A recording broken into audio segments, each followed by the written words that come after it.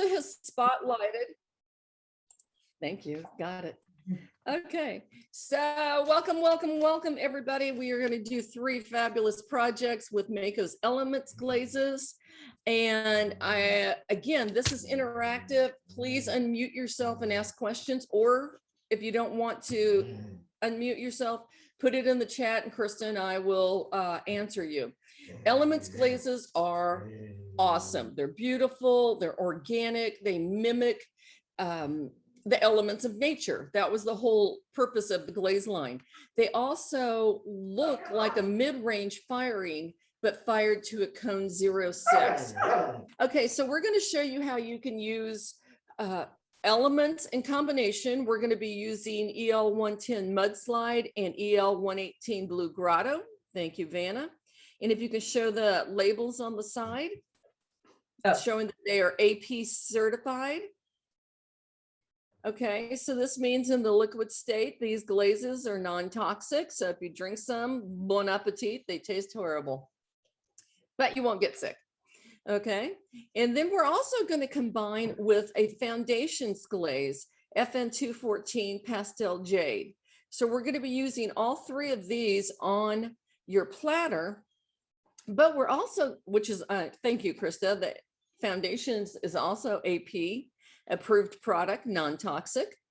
And now we're going to add in on the platter using Pottery Cascades. And there are 2 Pottery Cascades, the clear and the white. Pottery Cascades are meant to help the elements glazes move more. So it's essentially like a flux, okay? And elements are already a moving glaze. They're meant to move and flow and kind of mingle. And how you apply element glazes makes all the difference in the world. So if you apply everything in a random fashion, the colors are going to move and break a little bit differently than if you apply all your glazes in the same direction.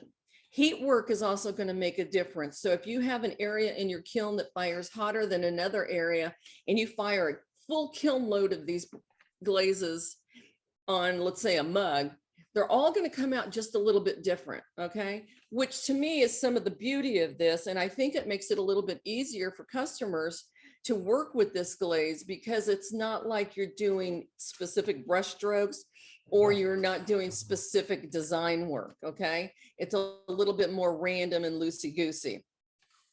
So to kind of give you an example of, or to get started with the Pottery Cascades, we're going to start with the mugs. Okay, thank you. Oh, you're so tricky, Krista. You're going to have to tell me how you did that. All 3 at one time. All right, so we're going to be using the mugs first, just so you get an idea of what the differences are. This mug has clear cascade on it. So the clear cascade doesn't introduce any other colors, but what it does is it takes the colors underneath it and helps them move and blend. So I believe we put down Mudslide first, and then we're going to put down Blue Grotto over the Mudslide, and then we're going to apply Pottery Cascade. Now notice that we put the cascades up higher because when it flows and breaks, we don't want it to come off of our piece.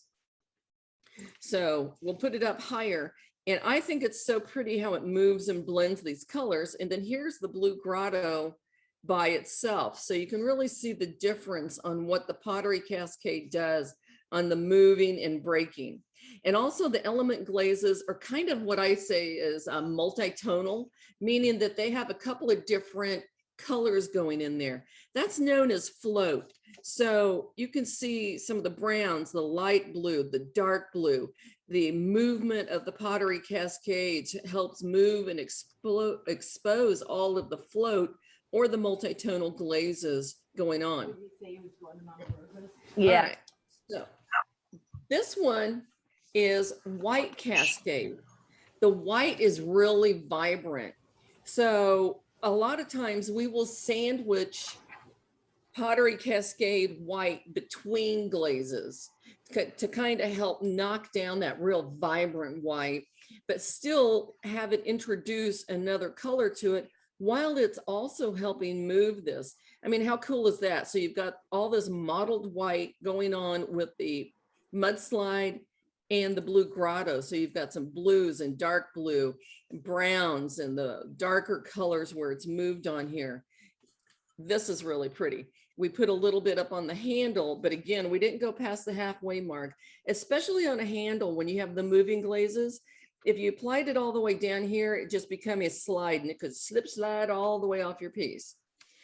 Now with the 06 glazes, we do paint the bottom of them and we do stilt it because with earthenware, it is very porous. It's going to absorb all of your moisture that will occur if you use this to drink out of.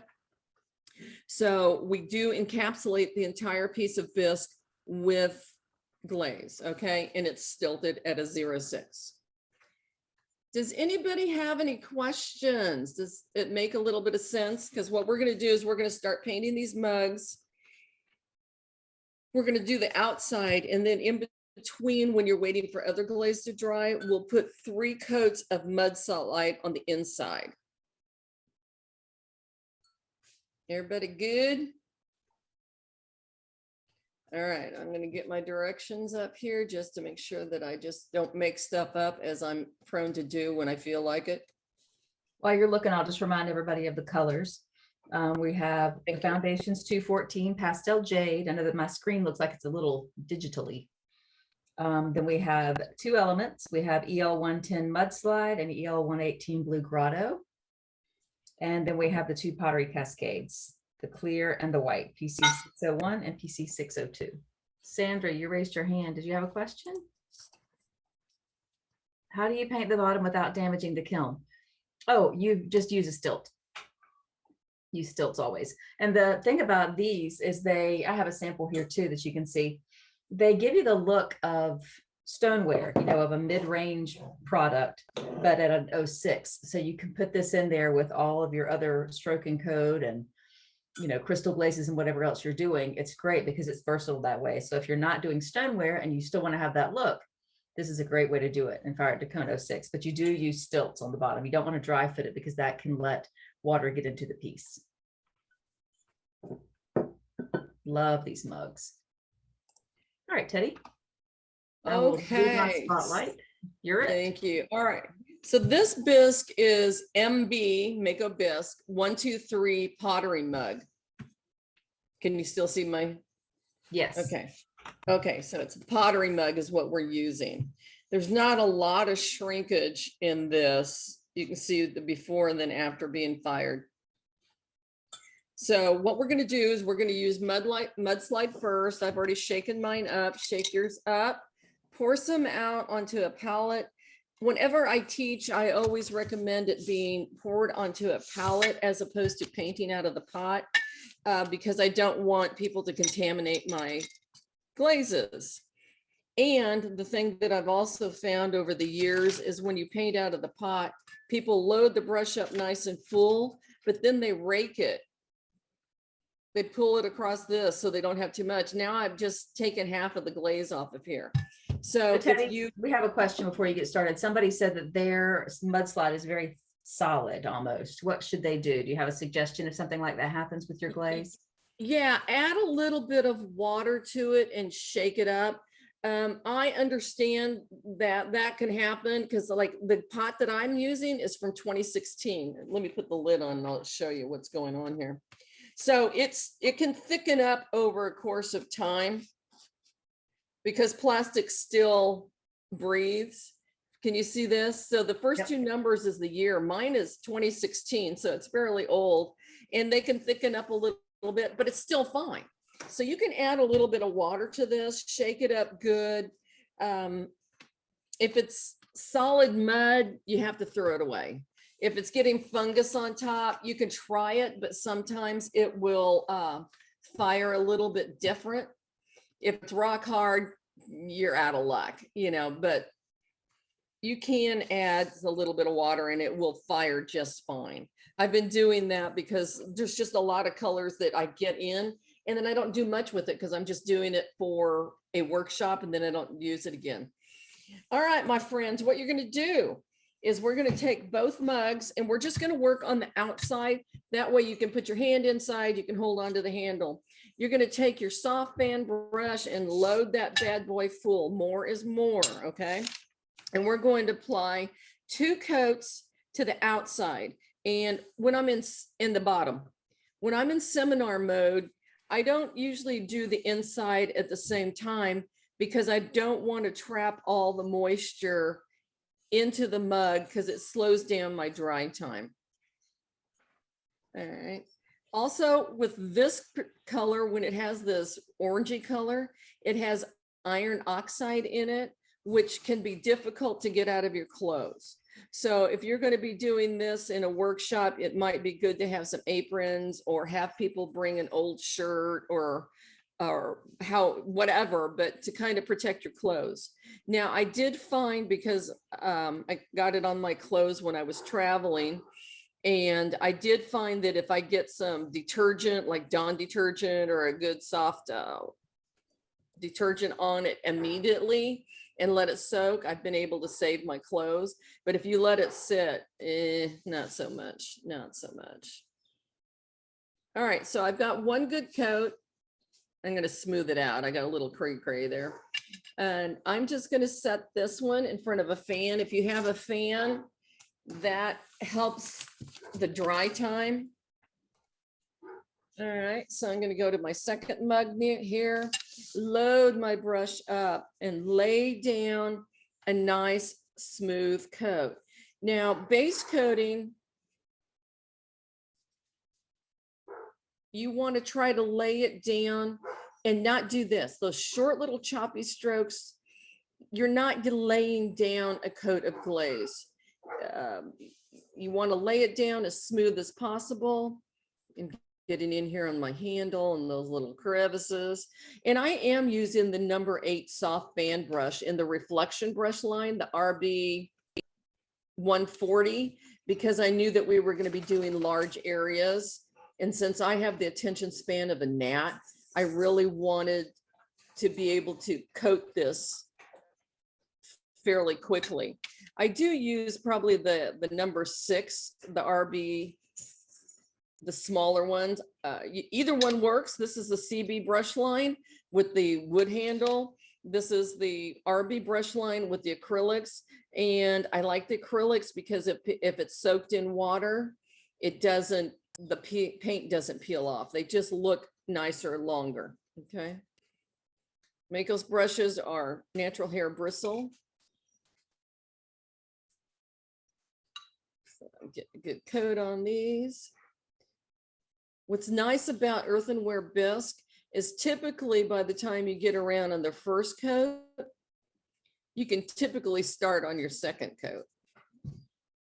I'm going to go between my pieces.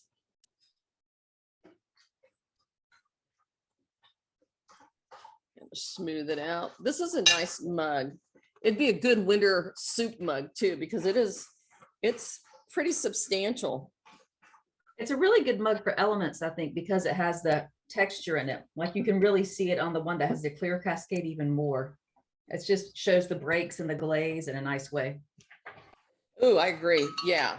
Anything with texture is really cool with Elements because it makes it show the break or the float. My goodness, I miss pieces everywhere. Yeah, like we have these, I don't know if y'all have seen our textured bowls. I'll add my spotlight so you can see these while she's glazing. Our textured bowls, we have 3 different designs. I have 2 here at my house. So let me share. This is the fluted one. We have the ribbed one. And then we also have a hobnail that has little hobnail texture, which is like little raised dots. We have those same textures in vases that are really cool, those 3 textures. And then we have our textured mugs also that have similar designs. So you can check those out on our website. Go to the earthenware section. Look at you, Miss Really Fancy Pants, having all those at your house. I'm not sure. I think I have them from convention last year when we did virtual convention. Oh, okay. You never know what I'll have. Ooh, and you know what else? What? I'll also have one of our new pumpkins. Picked it up when I was at Mako last month or earlier this month. There's some really good projects on our website, even with Elements. I don't know if y'all have seen the blue Elements.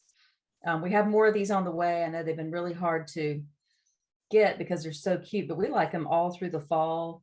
I mean, we even have fun ideas for in the winter to do your pumpkins. So there are more on the way. They should be here any minute, we think, just waiting on customs and all that. So we were really afraid that that shipment was not going to come in until like December. And we were trying to decide, how are we going to decorate all these pumpkins as Santa Clauses, as snowmen, as Valentine? We were just like, oh my God, what are we going to do with this huge shipment? oh, Valentine's would be cute. Hey, pumpkin, you could put that on there. You're my pumpkin. Hey, Puddinhead. Mm-hmm. All right. So Mako's definition of dry, when you're reading the directions where it says let it dry between each coat, is really for the shine to be off. See how this is lighter right here? That's more what I'm trying to find. So I laid this down nice and heavy for a change. So I'm going to put this under my fan without messing it up, hopefully. And let that dry for a minute. So while I'm drying, and if you are still glazing, I'll tell you what the next step is going to be. So we're going to use blue Grotto on both of the mugs. Oh, you fooled me, Krista. I saw those mugs. I'm like, how is she getting that? You have them. I'm like, Blue I don't see Grotto, them in great. front of me. I'm just so easily fooled. Okay, yeah, we're going to use blue Grotto. But what we're going to do on one mug is we're going to apply 2 coats of blue Grotto and then apply the clear Cascade over the top. Oh, good job, Krista. And then on the second mug, once we get a little bit dry, we're going to apply the white Cascade first and then blue Grotto over it. So you get an opportunity to see clear Cascades on top or sandwiched between. So that's what's nice about clear Cascades, is it can be sandwiched between colors. It can be plopped on top of colors.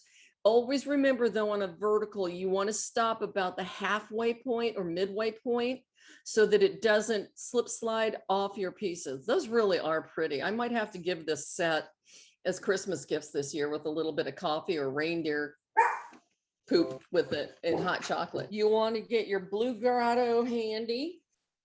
You want to pour out a little bit of your white Cascade and your clear Cascades, have them ready to go. And what's nice is you really won't even need to clean your brush when we're doing one of the mugs. Like I'll put my blue Cascade down,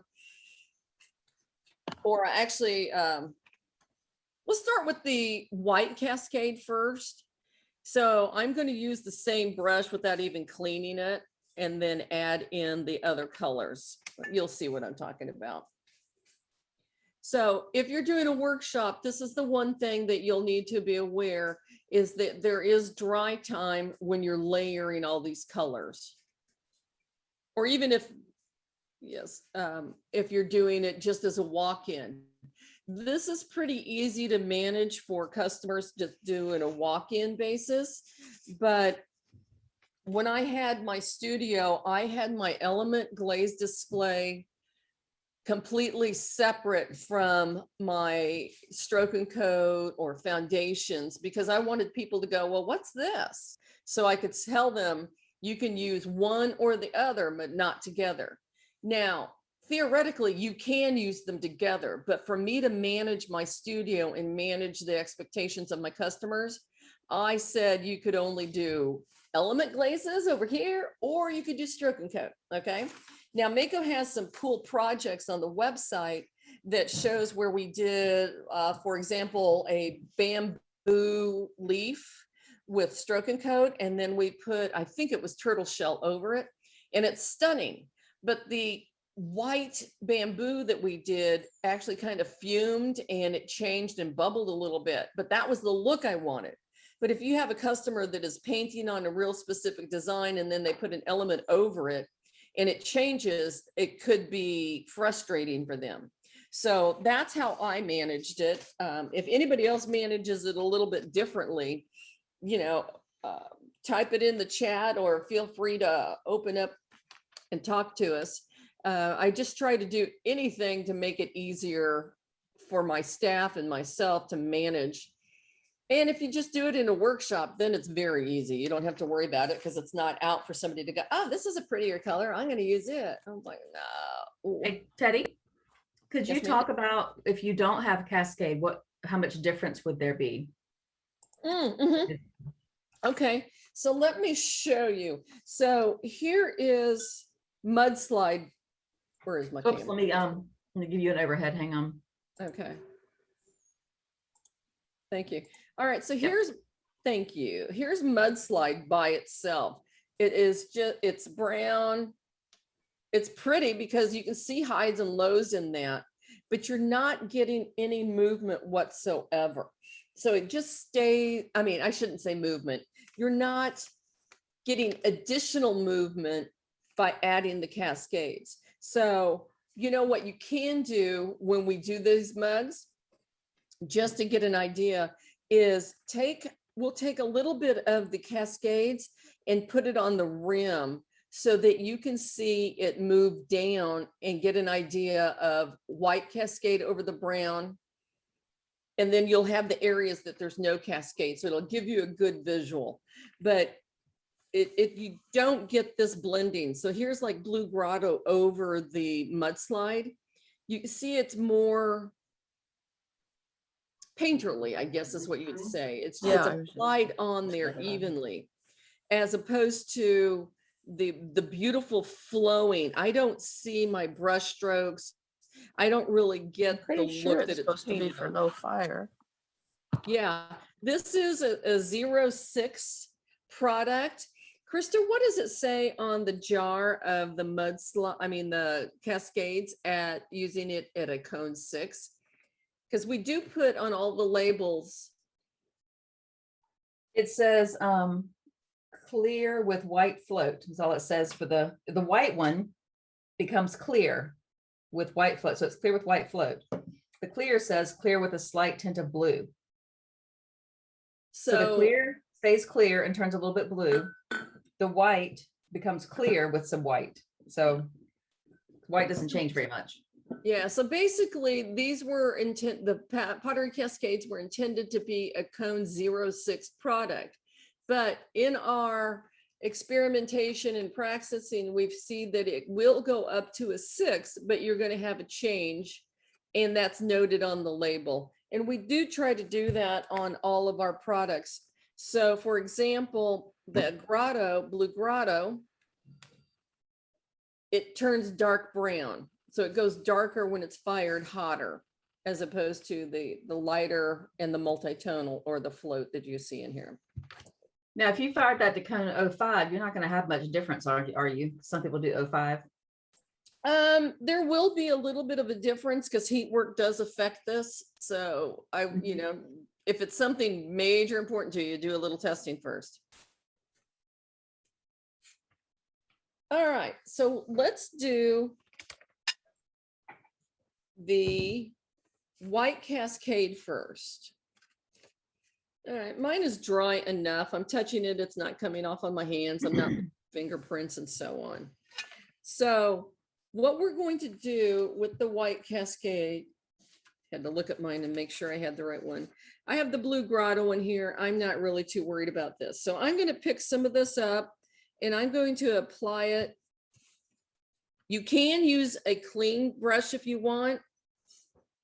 You can brush it on. You can plop it on. And we're going to be plopping on our platter. You can use cascades in a Rider bottle and apply it. You can sponge it on. It's one of those things that the more you use it, the more you're going to understand how it performs, and you as the artist can decide. Now I'm only going to go till right about the halfway point because I do know this is going to move a bit. So when we do the inside of this mug with the Mudslide, that's where you can choose to put some on the rim of here. So I could go ahead and if I wanted to put this on here, just kind of scrape some on. And then when we go to the Mudslide for the inside, it's going to be over it. I feel like the white definitely shows up well on here, because it's so highly pigmented. The clear, I feel like it kind of changes the color a little bit. I We're agree. using Yeah, the white white. cascade. Mhm. Yeah, the white definitely keeps its white, and that's why typically we kind of sandwich it, but you don't have to, because it comes back to like artist choice. If you like a lot of the white on there, then put it on top instead of sandwiching it. Okay, now, oh, that's gonna be fun. It's gonna be a pretty one. It's really running. Look how that's running down into the inside of this. So then when I put my mudslide over it, I'm gonna have a whole different little funkadelics going on inside. All right, so this is what we consider dry. The shine is off, but the shine is off right here too. And again, I can touch it. I'm not leaving fingerprints. It's not transferring to my hand. So now this time I'm going to get a different brush, and because they are natural hair bristles, I prime them with a little water, and then you can just strip the water out with your fingers or flick it on the floor, or, wipe it across a towel, kitchen roll, however you choose. Okay, so let me get, now here is the clear cascades. It just adds, I think, an additional gloss to it, while it takes all those multi-tones in the two different glazes and pulls it down. So this is my favorite. That's my personal favorite. Ooh, I left this out too long and it got a little dry, especially by the fan. So I just added a little water to my brush. Now, Teddy, are you adding the blue grotto first, then the clear cascade on this one? Or are you putting Thank you, Krista. I am doing that. I'm so glad that you were just. Well, it does show us the difference, because the other one we're having element, white cascade, but this one we're going to have element, then clear cascade. So we're sandwiching the first one, and this one we are not. Exactly. Thank you very much. I got a little excited about my clear cascade, and I need to get another plate, so I don't paint out of, I'll paint out of my pot, even though I say I never do. All right, gonna get my brush cleaned off. We're gonna apply 2 coats of blue grotto over the mudslide, which the only way you're gonna know the color difference, because you've got iron oxide with iron oxide, is the fact that it's gonna be wet. Okay, and again, I'm using my soft band brush. Oh, this really glides on nice. I feel like sometimes in a studio, people, like customers, will come in and pick up the big square shader, the biggest one they can get, because that's what they think of as a paintbrush. And when I learned that a soft fan, it's just made all the difference, because your coverage is so much better. Like with these, also with like foundations and stroke and coat and all that. Such a great brush. Right. And it says it all in the name. It's a square shader. It's meant for shading, not base coating. Notice I'm not rubbing that across the lip. I'm loading my brush and bringing it over. Shoot, I had a thought and I lost it. So me.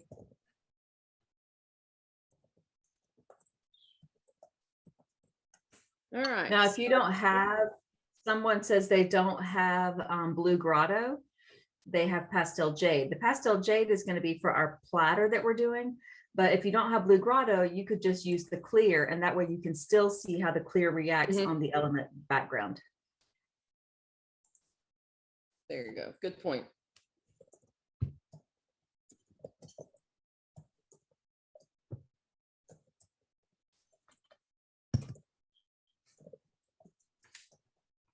Man, I wish I could remember what I was going to say. All right, so I'm going to let that. No, that's okay. It's just the mind is going with age. I find all that I think of things when I'm glazing. I think of things. Oh,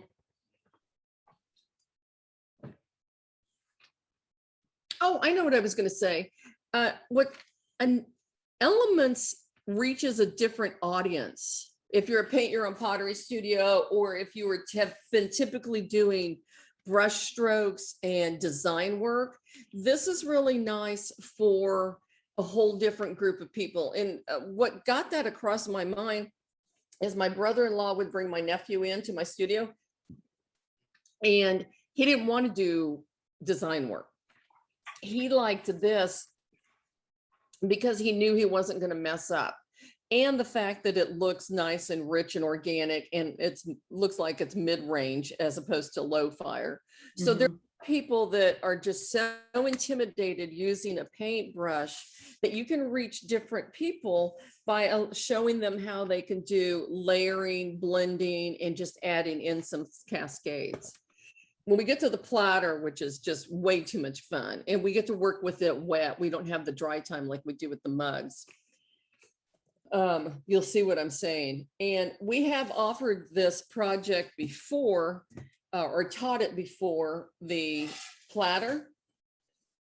And this has been one of the most copied pieces that we have done in ages. We're going to have to find that purple one when we're there and send it to everybody, Krista, when we're at Mako. Yeah.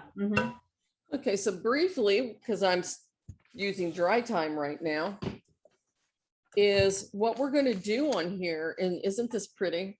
So we have three things going on. We're going to use the Mudslide, Blue Grotto, and here's where we're using the foundations. Okay, you're seeing some crazing right in here. That's because I believe a crackle glaze was used on this particular sample.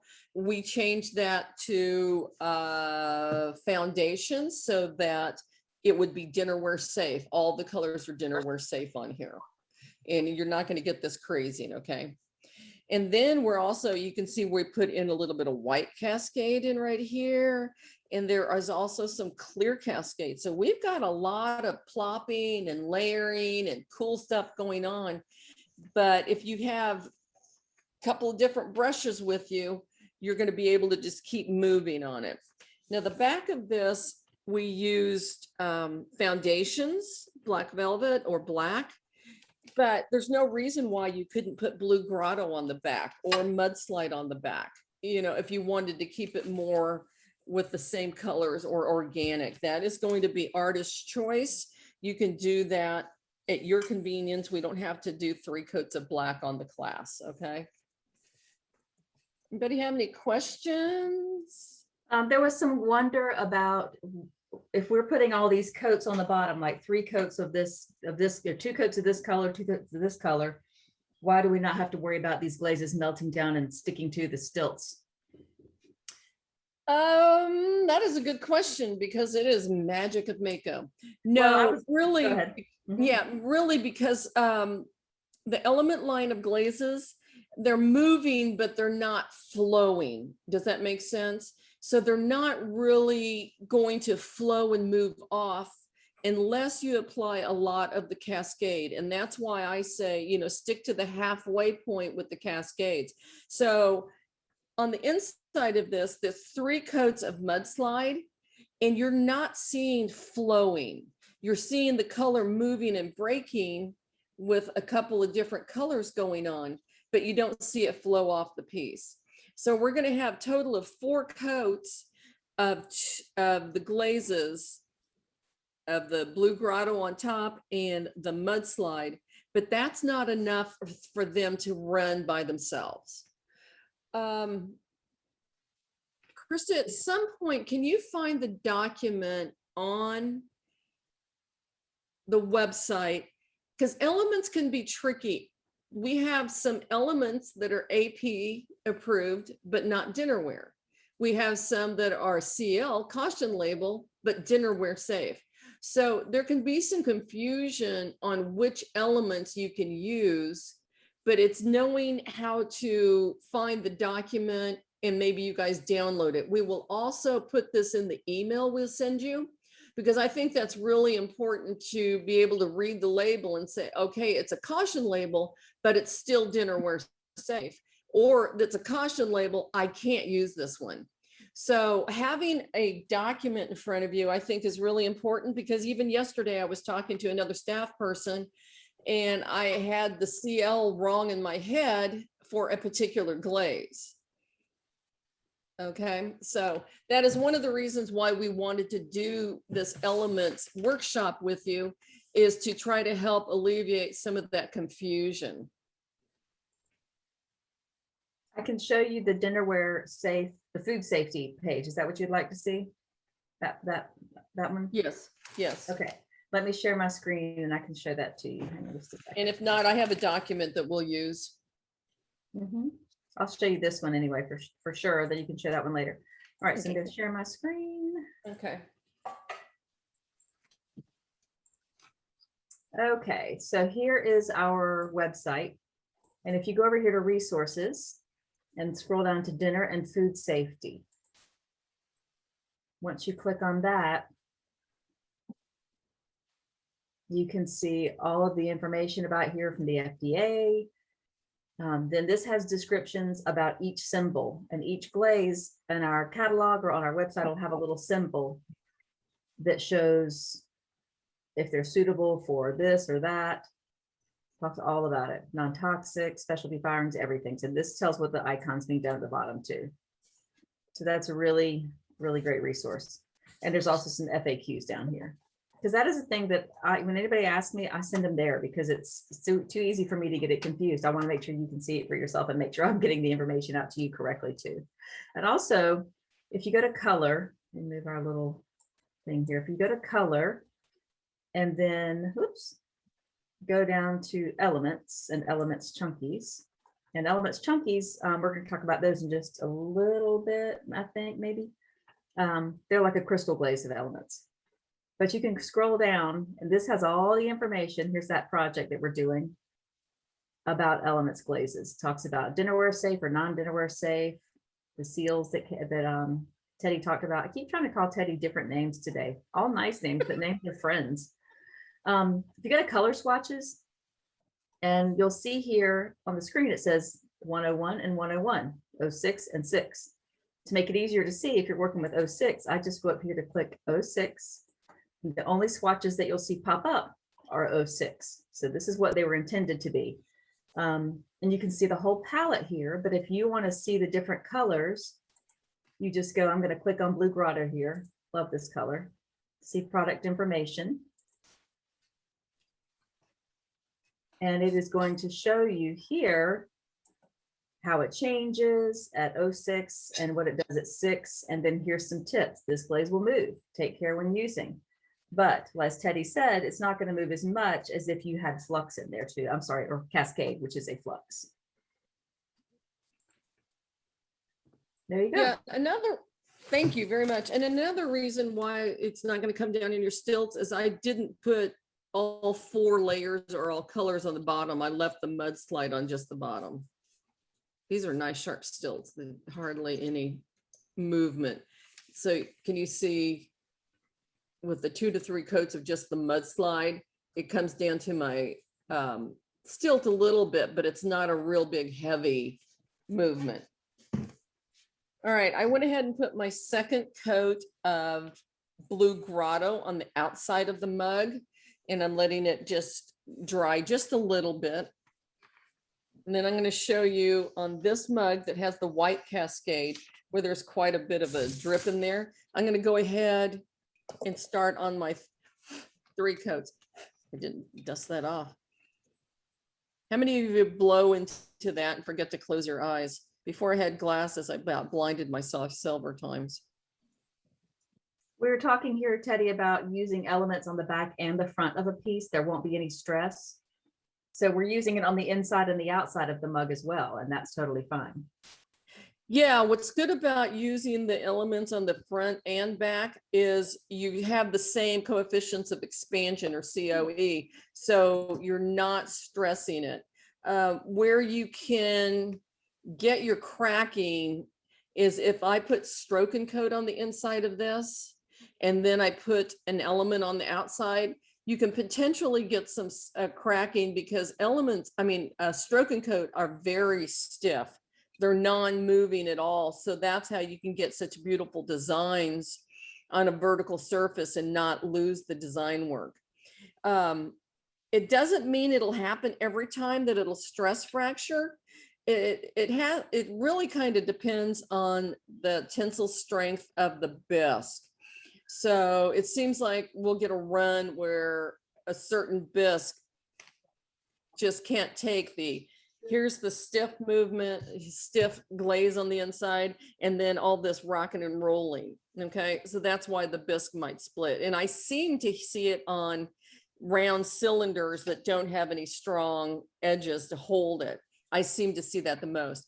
But elements with elements is good. On here, we did foundations on the outside with elements on the inside. And I don't think I ever had any issues as many times as I taught this. Yeah, If I did, I don't remember. Yeah, that's right. I have not heard of any. Yeah. And then, you know, what works well also is clear inside with elements outside, because those are both very forgiving. But I mean, who wants a clear mug? Come on, it's got to be pretty. So I would elements with elements, making sure that you have dinnerware safe elements that you use. And that's why we want to make sure we get this document to you and you know where to look for your information.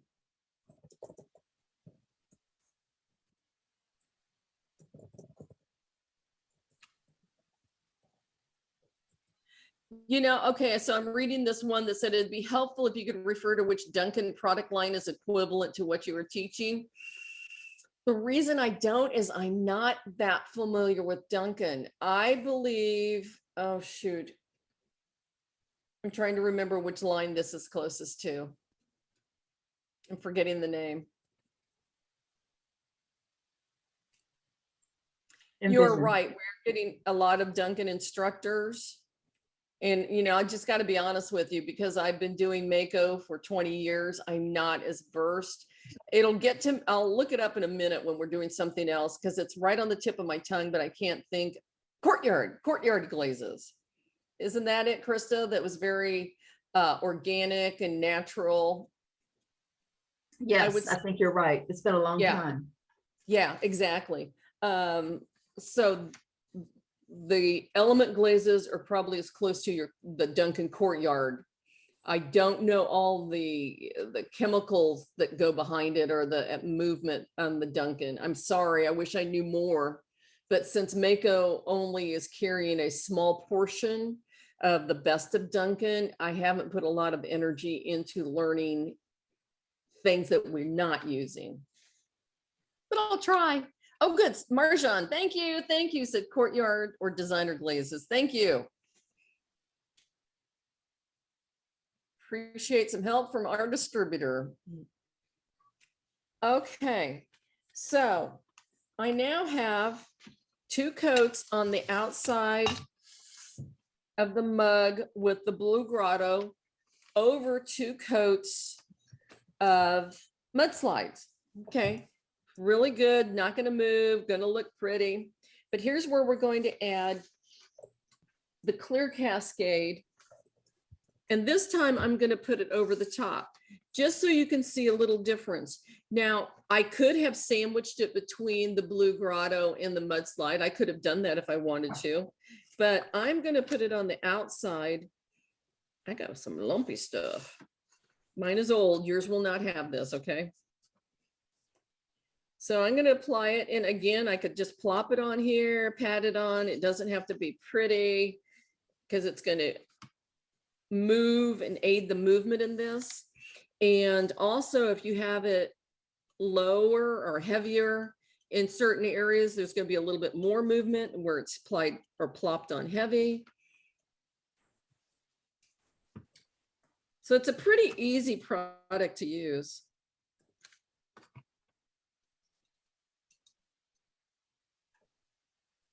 And then I'm going to plop some on my handle. Again, not going past the halfway mark because I don't want it to slide off my project. I think it's good to note that you're not like applying it perfectly, you know, because you're going to get some more interesting variegation when you're applying it, just kind of haphazardly plopping it on there. Some places will be thicker and some thinner, and that'll make it the difference in this fired surface. Exactly. And, you know, this is also a product that would really be good for kids, because you're not going to go wrong. It's just making sure they have enough coverage. And actually with kids, they tend to get too much on there. But how many times do you have workshops or kids come in and the parents want it to look like an adult did it? They want it perfect. This is a great low fire product. I'm just going to go ahead and get my one coat of Mudslide in the center of this.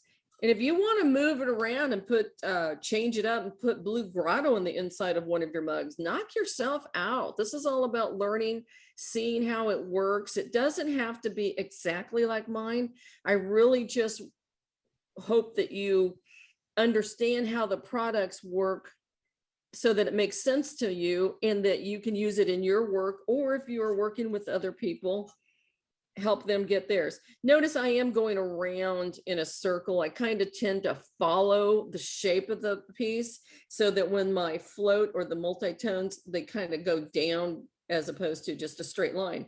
But there's no wrong in this. If you wanted to paint up and down, you know, like this, you can do that. It's going to break just a little bit differently. That's another option, you know, maybe go round on the one and then vertical on the other. I'm going to do that. Let's be a rebel. We are going to eventually have 3 coats of the Mudslide on the inside, or blue Grotto if you choose.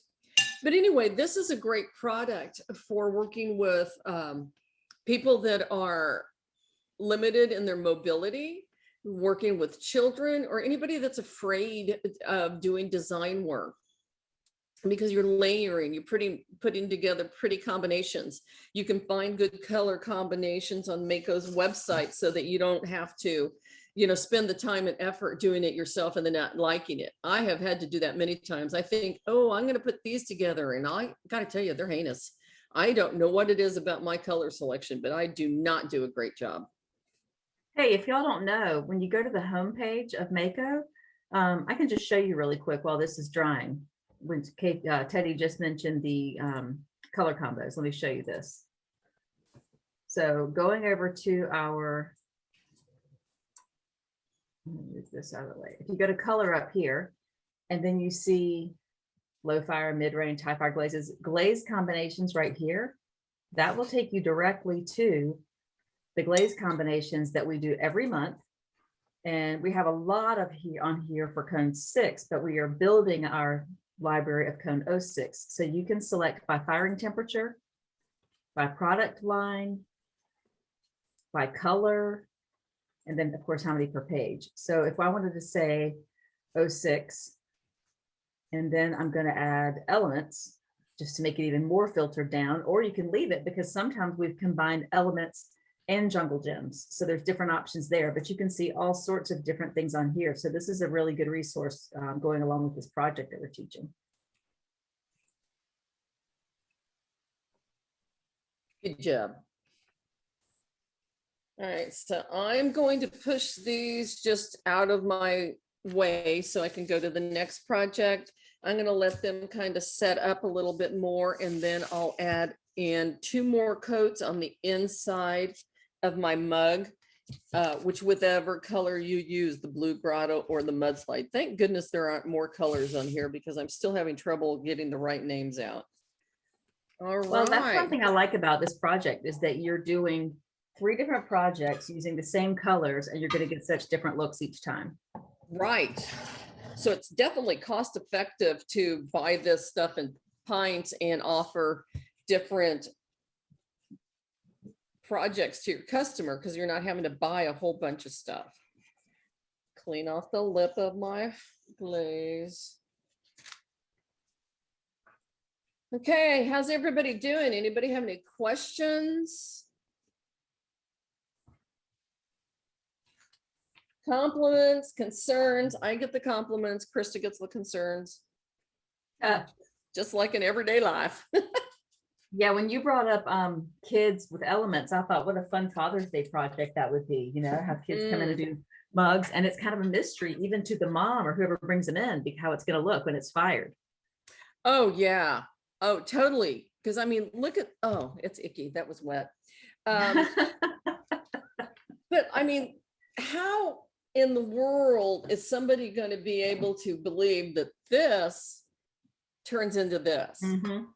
I mean, and that's a really good display too. Go from Yeah. this to this. You know, you could have a third one with put out the colors and the brushes. Step one, look at this. Step two, look at this. Step three, Yeah, good for enjoy. social media, definitely. Yeah. Oh, I'm just getting this stuff all over me. That's the one thing I don't Oh, like about the ones with the iron oxide. we're brown that day. Yeah. Yeah.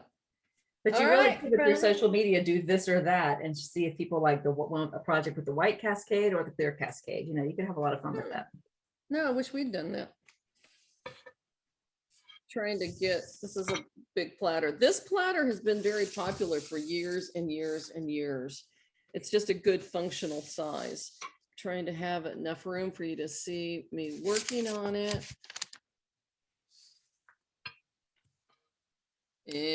Oh well. All right, I'll just have to hold it because there's just not enough room in the camera face. So, like I showed you earlier, we're going to be using your blue Grotto, your Mudslide, and your Pastel Jade. So go ahead and get your palettes all together. I'm going to get up and get a plate for my Pastel Jade. And I have all my other colors and a brush ready for those, so I'm good to go. I just need one more plate.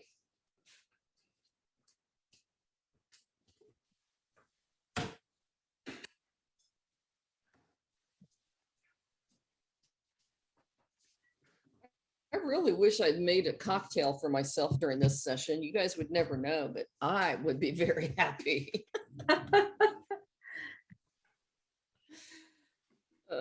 Let's see what we got going here. Hold on. Looks like we've got a couple messages. Ooh. Oh, thank you, Esty. She's saying she loves the fact that Mako features different element glazes every month. Yeah, I think it's Elizabeth Carey. Elizabeth has been working away doing lots and lots of glaze combos. It's kind of tedious, but boy, when she hits on some stunning things, it's very exciting. So I agree with you because I don't like spending my time and money trying to figure out what combination looks good. And then, you know, you glaze it and you buy the bisque and then you fire it and it's disappointing. So I like the fact that Mako does all of that. So I don't have to. I agree. I use it a lot because I've been doing some stoneware mugs and I constantly go to that to find out. And I'll see, okay, I have this color, what would look good? And I love that you can search by color. Oh, here it is. Okay, you guys, so you're going to get your piece out and you can see that we have 3 sections.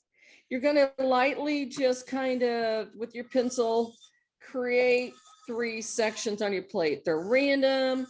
If you want more of the foundations color, the Pastel Jade, you can make your section bigger. If you don't like the brown, make it smaller. You know, it's however you like it. But you just kind of want 3 random sections because we'll be working in sections.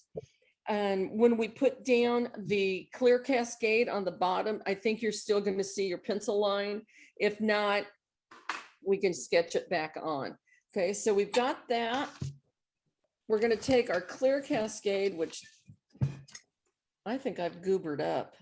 I got to find mine. Might have to get another one. Okay. Yeah, I got color in mine, so I'm gonna pour out another plato. Okay, so we're gonna take your soft fan brush again. If you're using a new one, you know, prime it, get it ready. And what we're doing is we're using clear cascade on the bottom of it. So what this is going to do is help all of our colors move more. So this is a little bit different than what we did on the mugs, is the fact that we're putting it down first.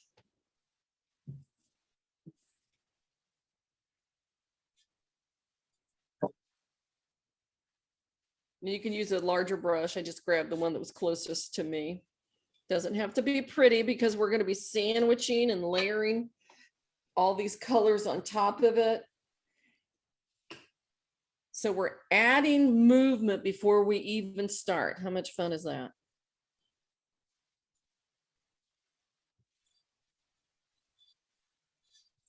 Yeah, it's especially works well with your flat surface. Sandra, did you have a question? You have a little hand raised on your picture. You're muted, but if you have a question, you can unmute yourself.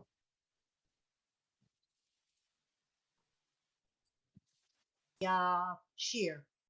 I'm sorry, could you say it again? You were muted. I unmuted you. Could you say it one more time, please?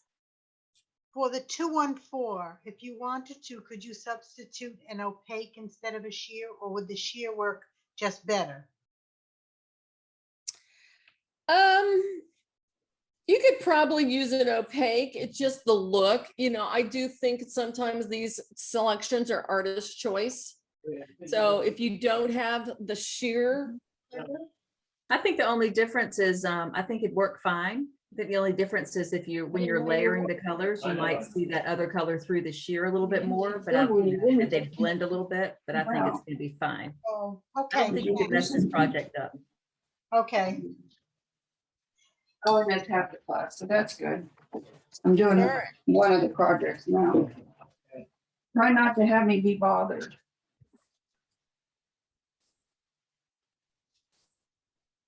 okay, am I still, yeah. All right, so we're gonna get 2 coats on here. It should dry fairly quickly.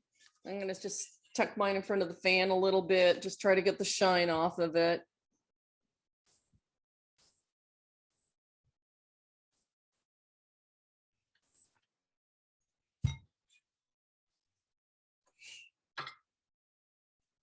Yeah, that's a good point, Teddy. As a reminder, once the shine's off, that's when we say you can do your next coat.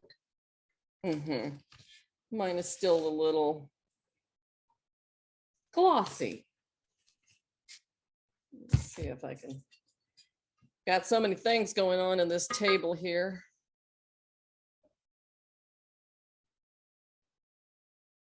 I really love how this project, you can just slap stuff on and it doesn't, you know, it's still gonna look pretty. My kind of project. Oh, I agree. And it looks artsy. That's what I like about it. You know, it just is very, very pretty. So once again, this might be a Christmas gift for somebody. We have Definitely. enough samples at Mako, so I'm just like, okay. I'm trying to downsize a lot of the stuff we have, but I just can't seem to get rid of all these dishes. There's 2 in the house. You And might we have to send me a box of your handled platters. I could make some Christmas gifts. Okay. All right, I'm gonna go ahead and get my second coat on here. Ugh. There we go.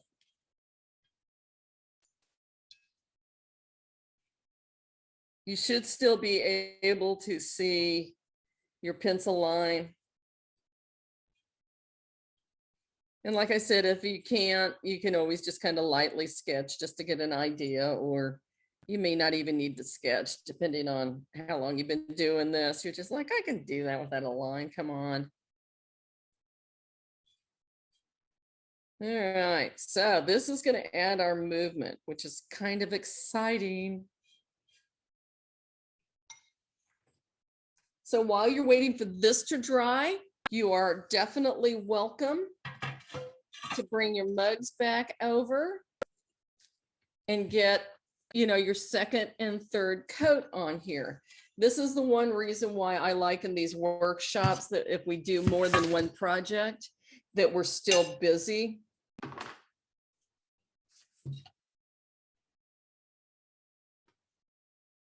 There's a question about firing these at 04. Now our glazes all say 05 or 06, so I'm not sure about an 04. I would not recommend an 04. I would go either 05 or 06.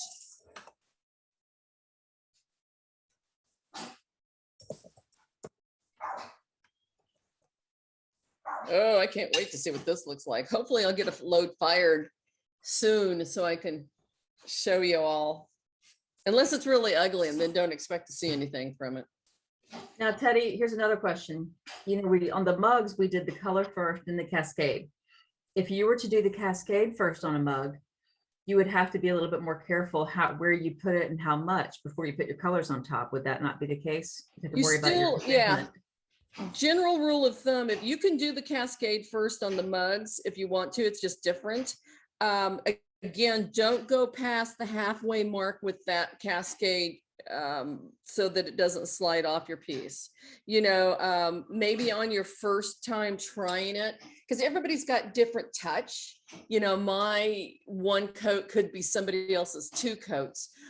You know, I would probably err more on the side of staying up high until I knew how my stuff is going to flow. Because that way, if you are working with somebody else, you'll have the eye on what you're used to doing and you can see what they're doing. So I'm pretty sure we stopped right about here and then it moved down here. So not bad, not a lot of flow, but still some interesting movement.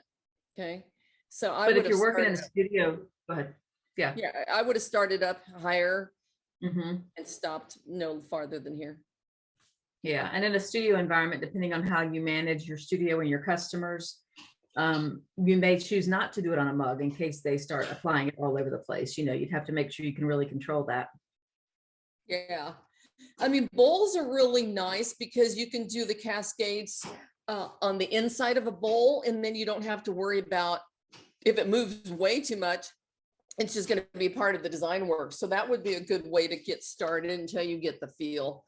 Good But idea. hopefully this class, you know, you'll get the feel.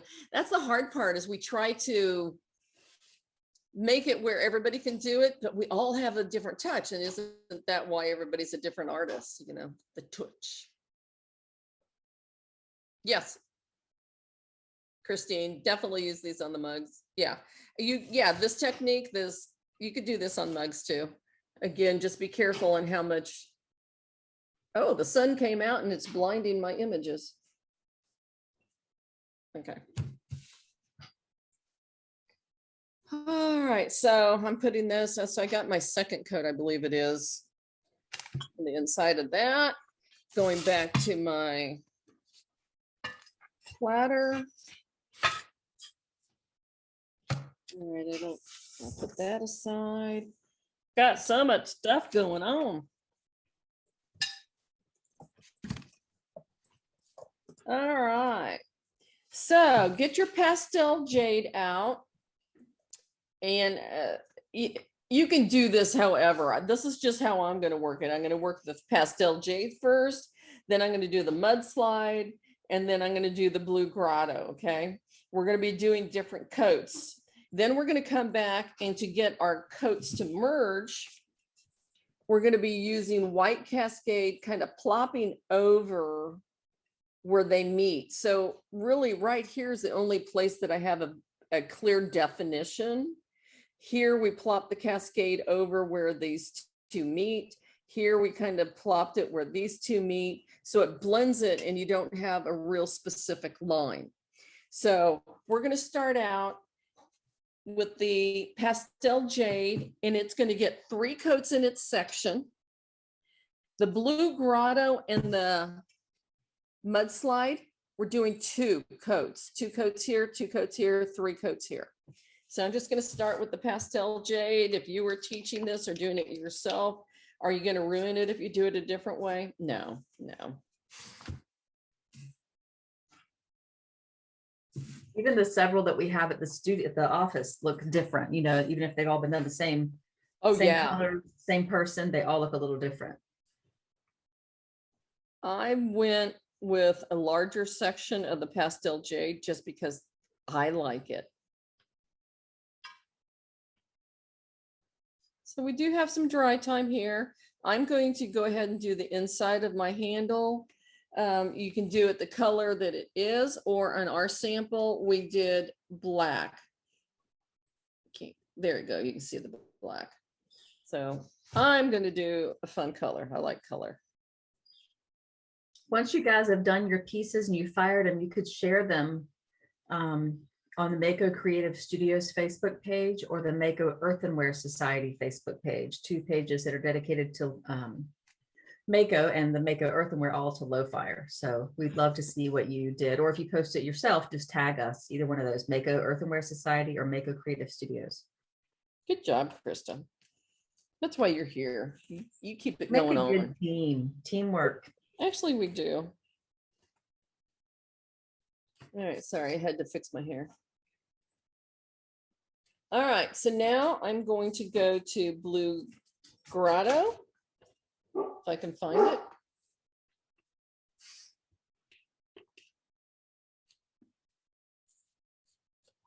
If I was teaching this, I would have my customers write on the plate, you know, like if this was, if I poured Blue Grotto out next to the Mudslide, I would write down, you know, what each color is so that I don't get confused.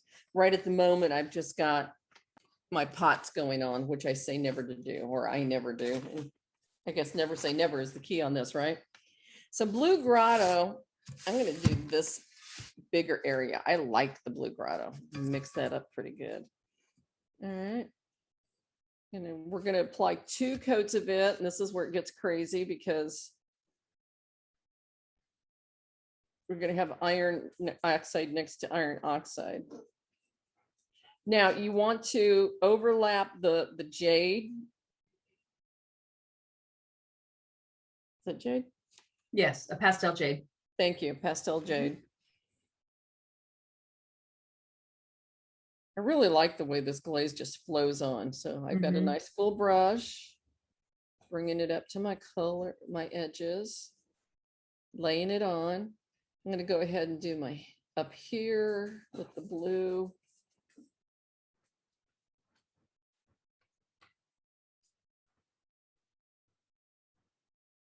One coat.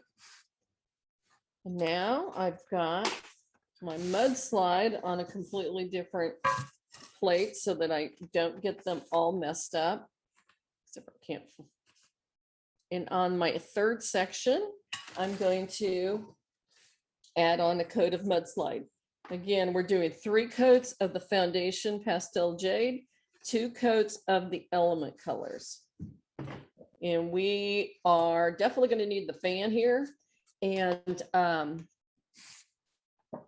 this is also, again, why I don't do the back of this, because we would just sandwich all that moisture and it would take forever to dry. All right. I'm going to go up to and even a little over my Blue Grotto. Oh, they're a little bit color difference. Can you see that? This one is Mudslide's a little darker than Blue Grotto. I wasn't aware of that until I put it up next to each other. So it's going over. I'm not doing the rim of this just yet. That is going to be artist choice, because if you're going to do the rim and foundations, you've got a choice. You can either wrap your color over the outside rim of this, or the background color, bring it up to the rim. What you don't want to do is get like 4 or 5 coats of this color and go, oh no, I'm going to change it to foundation black and then put 3 coats on there. Those edges is where you can get the shivering if you just get a little crazy with all your colors. All right, so I've got 1 good coat of each on here. And put this under the fan just to get it a little bit drier.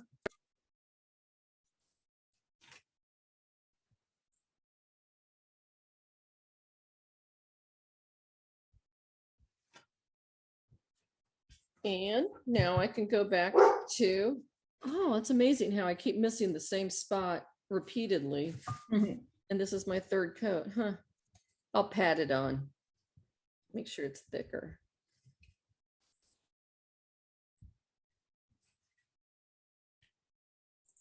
I think the way you're doing this project is really cool. I mean, it helps us get the projects completed in the allotted time, but it's also a great way to encourage somebody to do a set of things. Like, what a great gift to do a tray and then 2 little mugs, and then somebody could put something with it. It'd be a really cool gift. And it also encourages people to do more than one thing, even if they give the gifts to different people.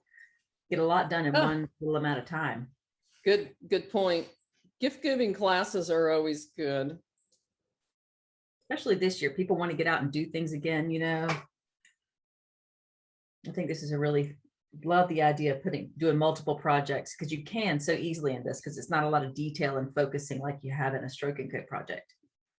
And surprisingly, you're not using that much glaze. It sounds like it, but it's not. I'm interested to see how this one comes out, since I've got the big drips of the white cat. Or what is it, white or clear?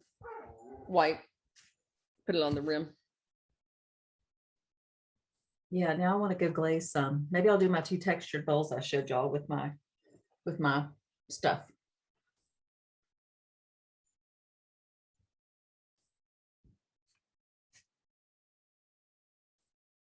Did we put blue grotto over the white cascade? Did I don't do think that? we did yet. Let's see. We're supposed to put. We did not put that yet, I don't think. Yeah, I was just looking at this and I'm like, wait a minute, I think I forgot to put my blue grotto over this, because Yeah, it's supposed to be too. because the clear one we did Mudslide, blue grotto, and clear cascade. Yeah. And then the white one we do Mudslide, white cascade, and then blue grotto. Yeah, I think I left out that step. Anybody want to confirm? Not yet. Okay, Leanne says, okay, I didn't. I was just looking at this. Okay, so we'll do that next. I'm just gonna, we'll do that in between dry times, okay? So I'm gonna let that set up for just a little bit, and I'm gonna come back and do 2 coats of blue grotto over the white cascade mug.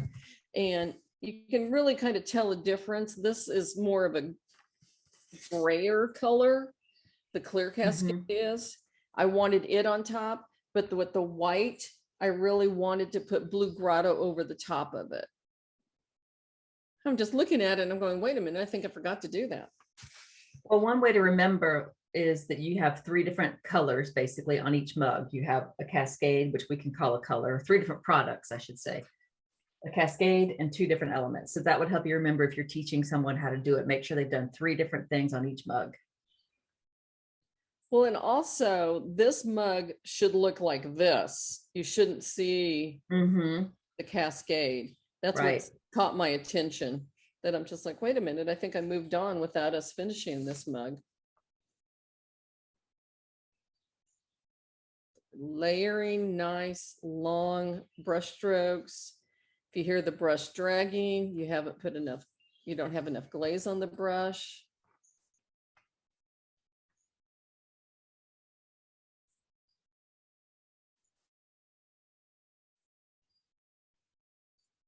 And we're only putting 2 coats over it. So I'll put this to the side.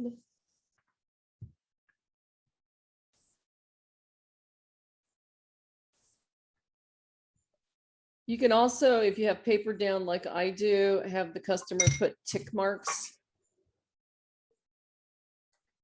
Because they lose track. And, you know, I don't know how many times somebody would say, can you tell if I have 2 or 3 coats on here? And you just can't.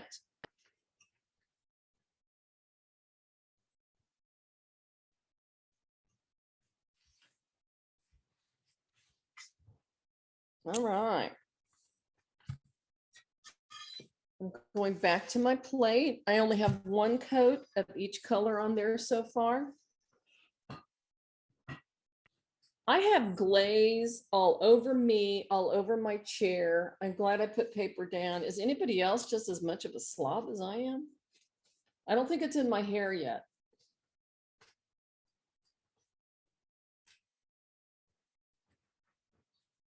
All right, so I do like the fact that there's a little color variation between these 2, so that if you move your plate around for dry time, you know what you've got going on.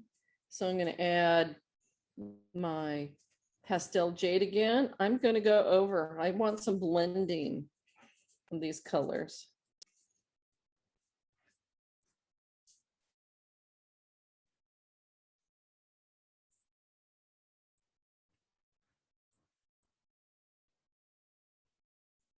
Two of that. Oh well. Now I'm going to go with my blue grotto, which I think is really pretty. It's got some cool stuff going on. Got my And I really second want to make these coat. for Christmas gifts now. I know, this has always been one of my favorite projects. It's just, oh well, okay, the handle's gonna be Blue Grotto now. I think that'll be Oops. nice though, because your other one could be Pastel Jade and they'd be different and that would be cool looking. There you go.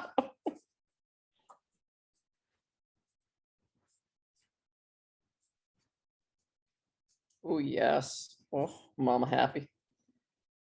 Like that.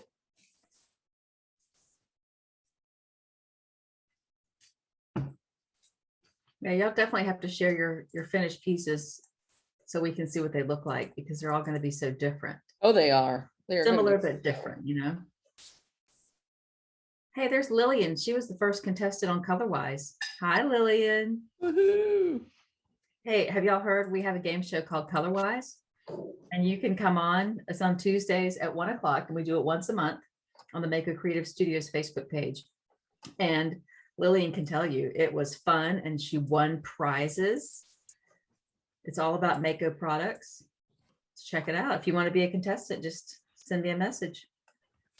I missed it. I had a electronics problem. Yeah, Teddy was trying to get there, but she couldn't. So it was, but we still had a good time. We'd love for y'all to come. Anybody that wants to participate, just email us or message us on Facebook.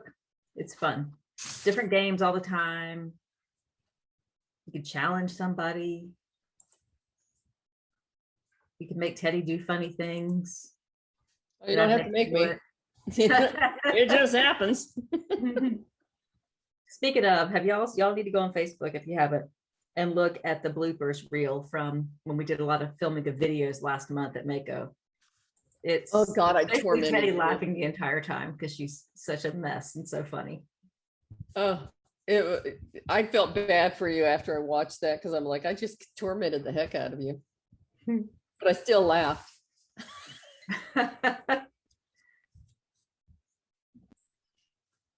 All right, so I've got my second coat on. I've got my platter underneath the fan.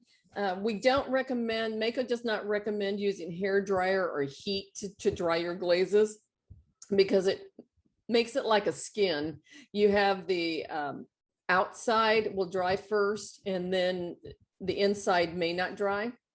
And you get a little bit of, you could get some cracking in it.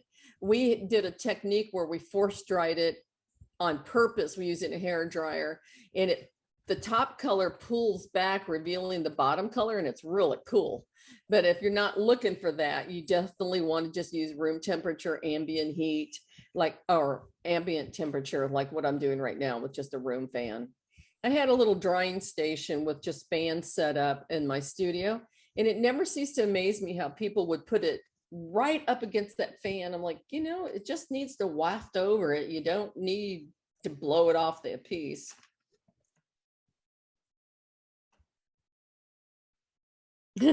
Christine's like, we need to do a paint and sip. That'll give good bloopers.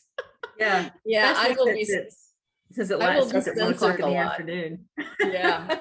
Yeah. With my mouth, no. We can we'd be in pretend we're on trouble. UK time and it could be evening. Or Italy time. We have Italy on here today.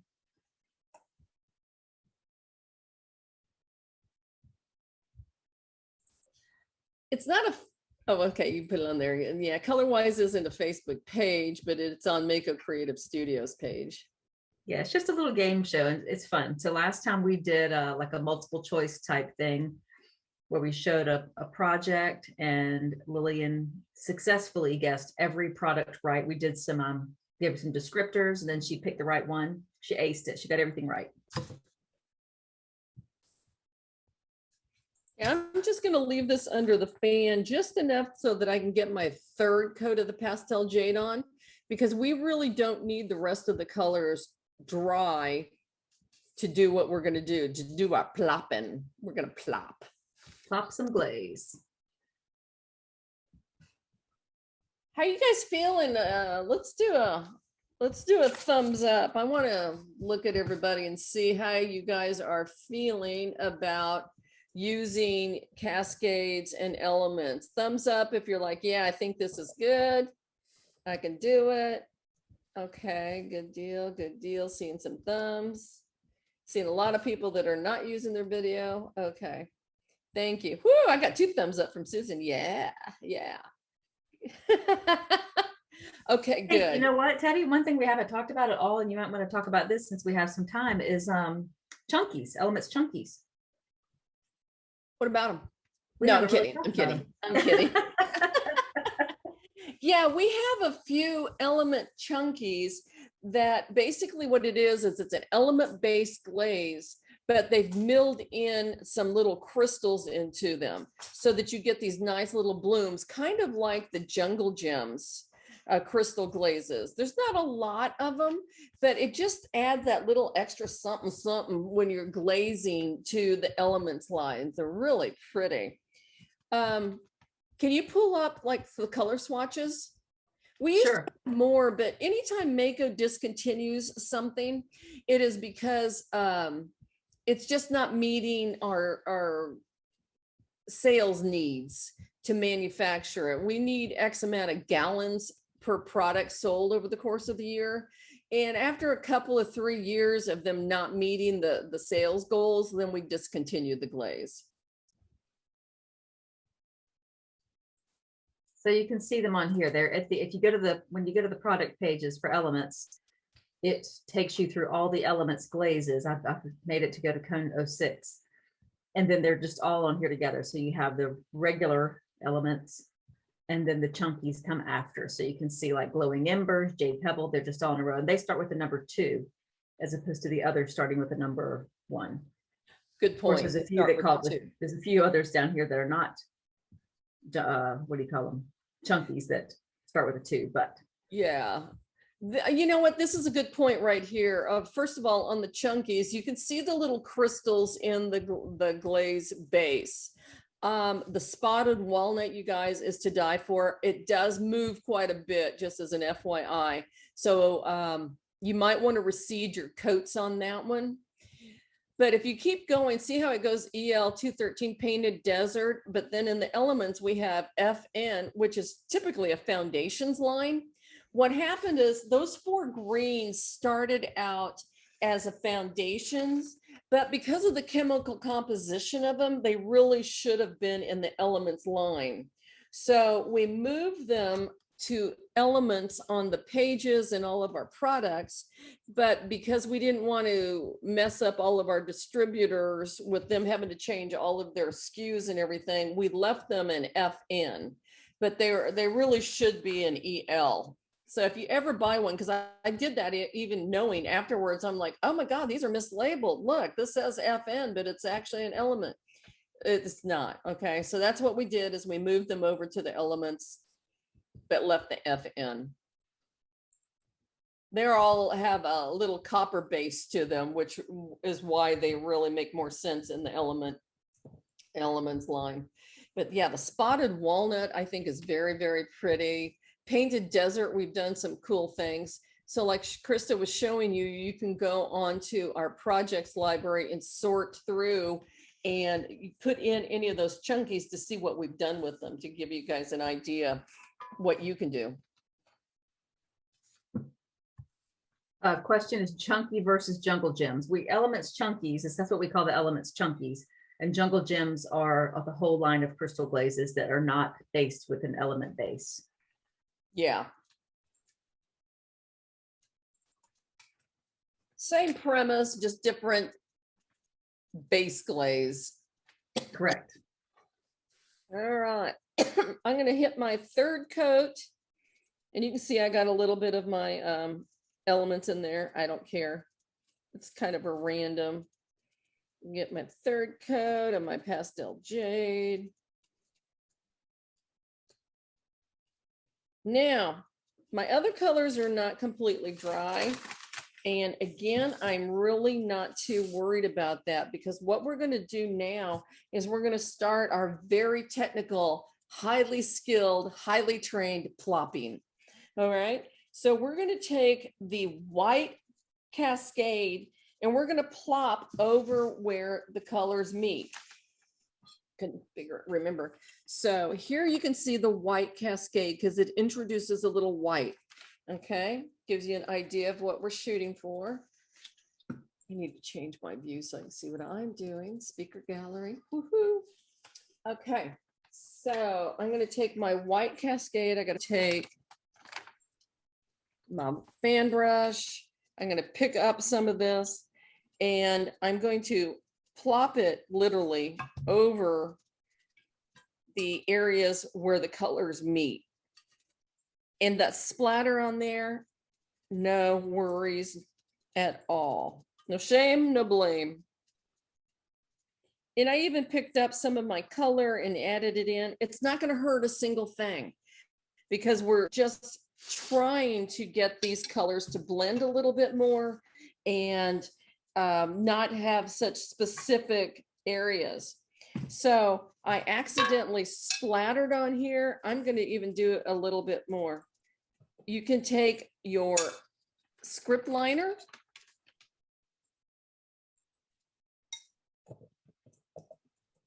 and flick it. I had a lot on my fan brush, so that didn't hurt either. Ooh, I like those little. So this will introduce a little white, and it's also going to, holy cocky. Okay, gotta stop, step away from the brush. It's also going to have those glazes move a little bit more. So it's not real obvious, but you do get it. Oh, get the glare, there we go. See how I flicked it and splattered? So it's kind of changed up some of my colors on here. Super easy. You have the freedom to be crazy with this and loosey-goosey with it. Okay. And then what you're going to do is just like we did with the mug, is we're going to put the colors over the white again. All right, so I'm going to take my blue Grotto and kind of plop over where, and it doesn't have to be dry because we're wanting blending and moving. Kind of plop it over some of my white, you know, and I'm also going to leave some areas not white. I mean, not covered, so that my white is a little bit more stark. Okay. I blend it again, you know, by plopping into my wet. Not a problem. I'm just not going to stick this back in the pot because I don't want to contaminate it. And then the Mudslide, the same thing. I'm going to take my soft fan brush with Mudslide.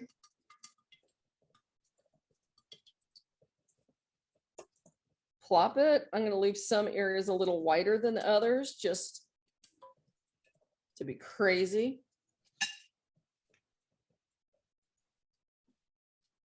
And then a little bit. I don't want to stick that back in there. Okay. Didn't plan on getting this color into my Pastel Jade, but why not? It's not going to hurt anything. This is also how you get the variety of colors all the time. Every plate's going to look a little bit different because I got a little crazy in some areas and not so crazy in others.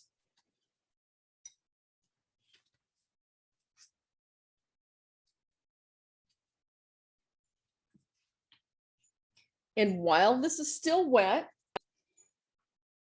I'm going to take my tuxedo black. Okay, so just a recap. We put 2 coats of blue Grotto, 2 coats of Mudslide, 3 coats of the foundation Pastel Jade. Then while it was still a little damp, I plopped on white Cascade over the section so that they move a little bit. Now we didn't use clear Cascade on here, but if you want to knock yourself out, you know, if you want to play a little bit, what I would probably do is put some up on the high part, just so that it's going to pull my colors down a little bit. You don't have to, you can stick to the directions, but I'm just saying that if you want to experiment a little bit, It's just going to flow down to the bottom, so it's no big deal. All right, so I'm going to use Stroke and Coat Tuxedo. What we did is we added some like little veins of color. I think it's interesting whenever you use a black stroke and coat with an element, see this brown? It's actually the black tuxedo. There's always a chemical interaction and the color changes. So that's another reason why I told my customers they could do one or the other, because I wanted to manage their expectations. So I'm going to pour out a little bit of tuxedo. You can use your script liner, or you can use, I would probably stick with the script liner. That's what the directions say, is to use the script liner, because you're going to get a little bit more black on there. And so what I'm going to do is just take my brush and add veins to it here and there. It's not going to be as dark or black as you see right now, okay? Because it's going to move, it's going to blend in. If you want to get a little bit thinner, you could use a smaller brush, like a little detailer. And the reason I'm thinking if doing that on the Pastel Jade area, so it's not getting quite so black, but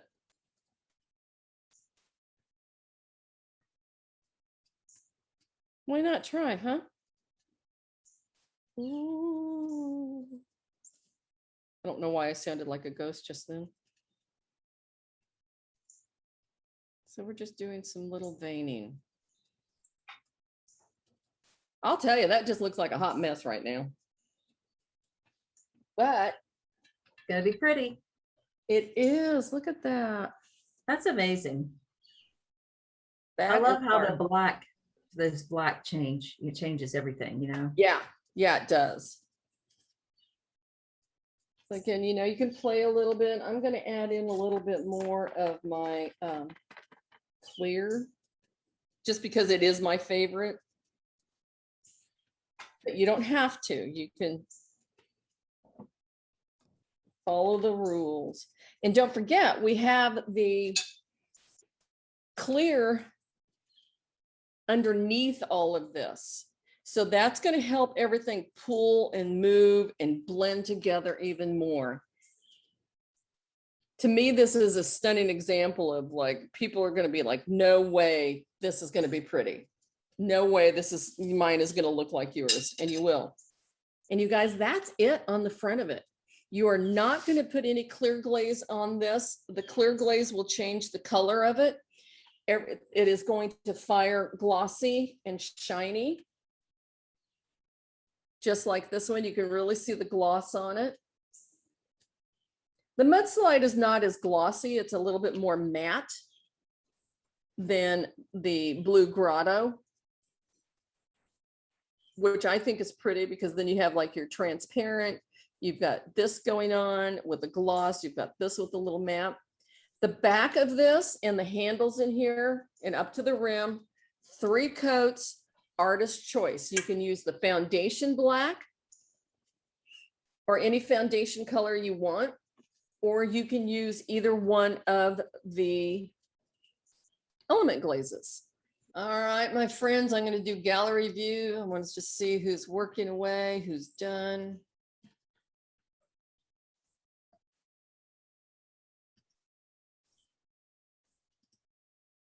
I still need to put my 3rd coat on, my 2nd coat of the blue Grotto. Matter of fact, I'll do it right now on the outside of mine. I got 1 coat on there, but I'm going to hit it with my 2nd coat.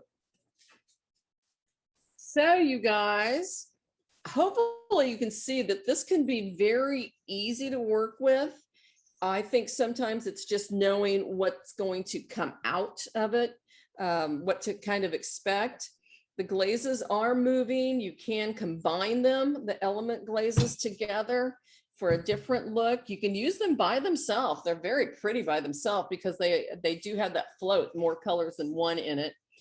You can use cascades or not use cascades. It just depends on what you like.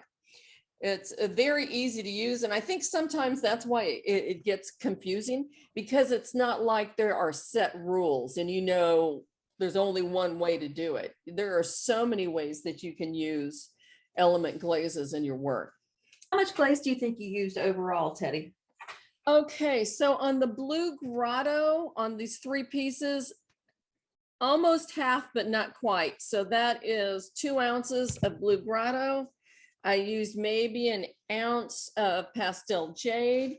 And then on the Mudslide, I've got the pint here, and I only used about not even a half, maybe a quarter of the pint.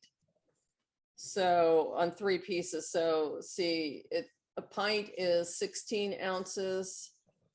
So maybe 4 ounces of the Mudslide. So not a lot for 3 pieces.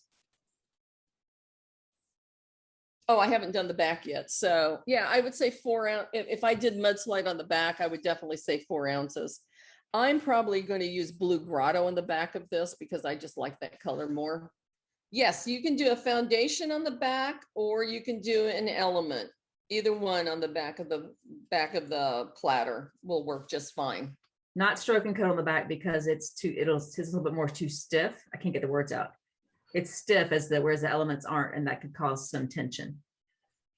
Yeah, just kind of a rule of thumb. If you have a good moving glaze, try to stick with the moving glaze on either the inside or the back of stuff. You know, just remember, stroke and coat is the stiffest of all the glazes that we have available. Foundations moves a little bit more, elements move more than foundations. So foundations and elements for inside and outside are always a good safe choice, or elements and elements. Is there such a thing as too much elements or foundations? Yeah, but you can see foundations, I've never really had a problem with too much. The only time is if it's like poured on, where you really get some dimension and thickness, then you can get some crawling. Elements, too much can move off your piece, especially on a vertical. But you can see on here, we have 4 coats of elements with the flux, and we still did okay. So you would have to use a bunch. And I have to say, Marcia Roulardi, who was our head artist, she would push it. She would get, 6 layers of some things on there. So that's one of those things that I think you will kind of know as you use it more. Yeah, Allison had a question about stroke and coat. You can ask it now. Stroke and coat is AP certified, but is it too stiff to put on the back? Okay, yeah, we covered that one. I'm like, yeah, I wouldn't. Define crawling and shivering. Okay, so crawling is when the glaze is too thick, it literally pulls back and it'll leave little crevices exposing the biss. So the glaze just pulls away completely. Shivering is a problem between the clay body and the glaze not fitting. So when you put it in the kiln and it expands and contracts, the glaze and the clay body are not expanding and contracting at the same rate. So the glaze will literally crack and peel off. And it's weird because it may be delayed. Like I was working away and I heard this weird ping sound, and I turn and look, and like a 3-inch piece of glaze just plopped off and was laying on the shelf. That is shivering, where it literally flakes off. Once it flakes off and comes off, you're not going to be able to fix it. I mean, if you glaze it again and refire it, it's going to shiver in another spot. It's because it's just not fitting with the clay body. This happens every once in a while, and it's majority of the time it's the clay body, because that's what's changing more than anything else. When the clay is being manufactured or mined, sometimes we get on the fringe of what's acceptable, and that's where you might run into the shivering. So shivering, once you experience it, you know what it is. It's like, oh dang, that's a big old piece coming off of the piece. Whereas crawling, you can fix it. All you have to do is just touch up with your glaze again and refire, and it'll smooth out. But that's from typically over application of glaze. We don't recommend microwaving earthenware because it is a porous clay body. So earthenware, Mako does not recommend using in the microwave, the dishwasher, or the oven because of just because of the clay body. It is so porous that when the glaze expands and contracts, it can leave an open spot. And if you push that in the dishwasher, then you have the dishwasher just shoving that water right into the bisque, and it goes inside and it stays in there. So then if you put it in a microwave and you microwave it a few times, the pieces have exploded on people because there's moisture inside, and then that stress hits it and it explodes. So what is the most functional for the dishwasher, microwave, and oven is stoneware, because it's what is called vitreous, where it basically seals in on itself and it doesn't absorb moisture. It's a very, very low ratio of any moisture getting in. So we recommend hand washing earthenware. We all know people put it in their dishwasher. At some point, it's going to crack and fail, and then you get another sale. Woohoo! Well. Allison, did that answer your question? Okay, good deal. Yep, Marjan's put a good point. Earthenware just can't handle the thermal shock of the microwave. You will get crazy. I had somebody recently said, hey, my customer's microwaving this, and they said it all crazed. Yeah, it will. Yeah. Sometimes you can refire it and it'll smooth out the crazing, but it'll come back. Love these questions. Thank you very much. This is what it's all about, is just kind of asking the questions that you're not sure about and how to handle it. And I just want you guys to be comfortable with the glazes. Here's a question. What is float? That's basically the multi-tones in the glaze, so that you are getting a couple of different colors, even though you're using one glaze. Hit me with another one. Come on, bring it on, bring it on. See if you can stump her. Well, you guys are so good. So, well, good. Can any glaze be reconstituted with water? Theoretically, yes. I like to try to use distilled water, so I'm not adding other minerals, but a lot of times I just use tap water. But it really kind of depends on how far gone the glaze is. If it is rock hard, not going to work. If it's muddy, you can typically bring it back. But yeah, I'll do that with my elements also. Are there any low fire glazes that can be used in the bottom of a piece without needing to stilt? Underglaze, because it doesn't contain frit. So underglaze, designer liner, those two do, I think there's a third one, but I can't recall, do not contain frit, which is glass. And those can be dry-footed or put directly on the kiln shelf.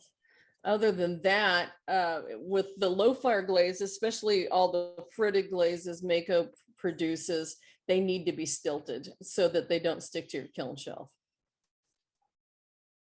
Well, these are good questions. Brushes, what do the numbers mean? Like, well, this one is a 04, 6, like a number 4. Do you mean like a 10-aught? Is that what you're saying, maybe? Yeah, that's an answer to a question. I don't know the answer to that. You know what, Krista, can you go to the website? I asked Krista because she's faster at this than me. The website, and it's designer accessories. We can show the brushes. Typically the numbers mean, like the round filler will have a style, but you'll have different sizes of them. So you may have the same style of round filler brush, but is it a 4, a 6, or an 8, or so on? Yeah, here you go. So the RBs, which is what is shown on here right now, is the reflection brush line.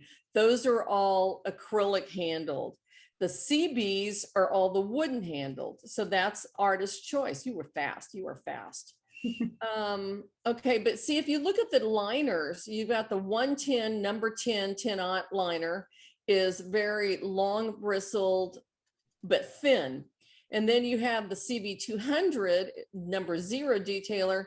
It's short bristles with a fine line. So they're all liners for outlining, but they're all various sizes. So each brush is going to have its own category and size by number. And this was found under creative tools, brushes. So you can look at all the different styles and sizes of brushes that Mako manufacture. Well, we don't manufacture, but Mako has available. Along those lines, if you go to accessories, you'll see Teddy mentioned earlier that you can use bottles, like you can apply this with a writer bottle, and decorating accessories has all sorts of bottles and things too. Oh yeah, and that tape. I love that tape because it's hard to get straight lines on a curved surface like going around a mug. So finding skinny tape will allow you to go around a mug, and that's available through any Mako distributor. All right, let's see. How many coats of blue Grotto goes on the back of the plate? If you do the back of the plate, 2 to 3 good coats. Can you use a crystal with this project? Yes, yes, you can use crystal glazes with element glazes. I just don't know exactly how it's going to look because I haven't done it. Here's a question. Do you have to use stoneware glaze base before using other glazes, or can you just use the other glazes alone on stoneware? Do you mean, do you have to, you just use stoneware glazes on stoneware, but some of the other pieces can't be used? Are you trying to say, well, let me unmute yourself and ask your question. Maybe we can understand better. You can use stroke and coat on stoneware, but depending on the color, like the reds and the oranges, if you get 3 coats on there, it's going to orange peel. So you really just want like maybe 2 coats. You can combine stoneware glazes and stroke and coat, such as like you could put down a stoneware glaze, put some stroke and coat, and then put a stoneware over it. So they're intermixable, and I would look at the glaze combinations or go in and look at some of the projects that Mako has done using the 2 different glazes together. There is a gloss glaze, a stoneware gloss that looks like a stroke and coat. They perform a little bit different. We do have some a video on YouTube that shows the difference between the 2, stroke and coat or gloss glaze on a stoneware, that Carmen did, and it's really good. It kind of shows you. It's artist choice. The performances are both good. Does that answer the question? You don't have to use one or the other. They can be used in combination, but it just kind of depends on what you're doing.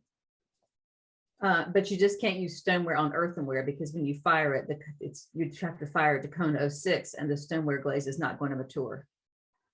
Yeah, if you put stoneware glaze on earthenware, the glaze won't mature. And then if you fire earthenware to 6, you will have an art installation because it will all melt. You will just lose everything.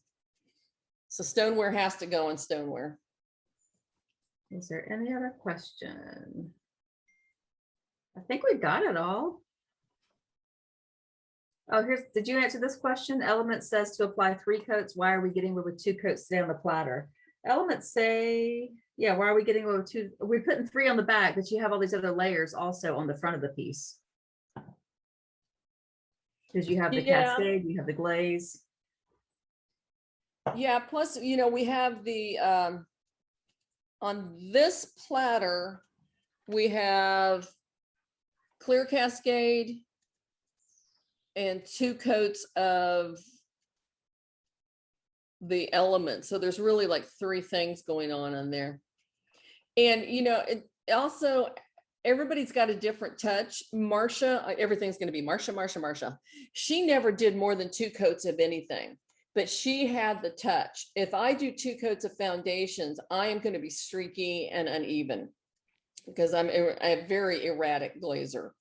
Hence, that's why elements are good for me. So 2 good coats is as good as 3 thin coats.